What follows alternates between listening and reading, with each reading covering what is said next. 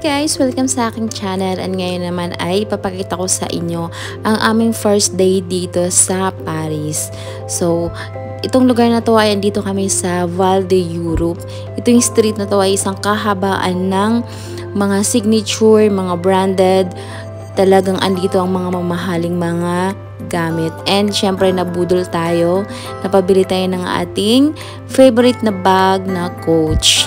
Yan ay pinag-ibunan talaga at talagang pinaghandaan ko dahil gusto kong makabili ng kahit isa man lang na bag. So, ayun, dito kami na sa train station, Val d'Europe station. And wow, ang sexy. Yan ang mga damit ng mga tao dito. So, dito na kami sa tren. Ay papunta naman kami.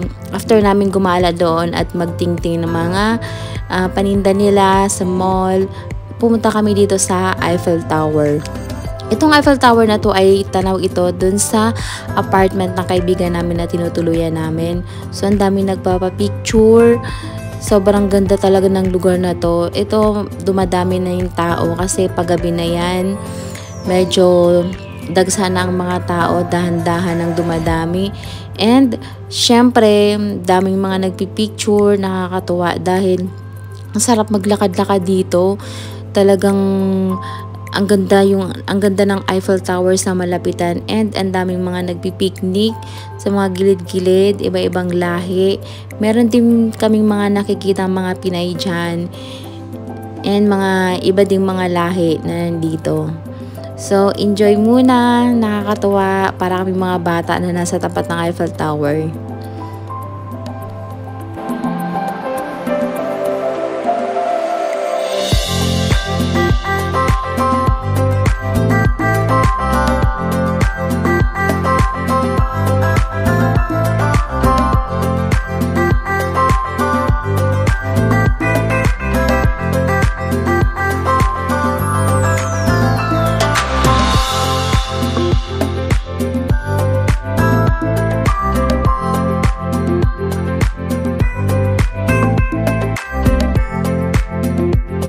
And after nga namin dun sa tapat ng Eiffel Tower ay naglakad-lakad kami papunta grocery store. May binili kami para sa aming mga pagkain.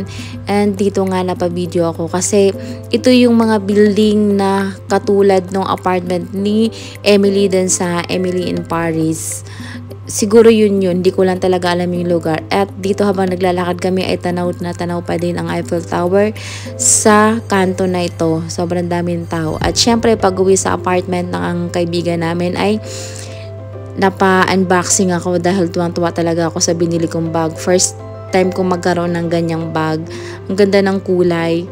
Medyo may kamahalan pero carry naman. Ipon na lang ulit dahil gustong-gusto ko talaga yung bag na yan. Thank you, Pogs!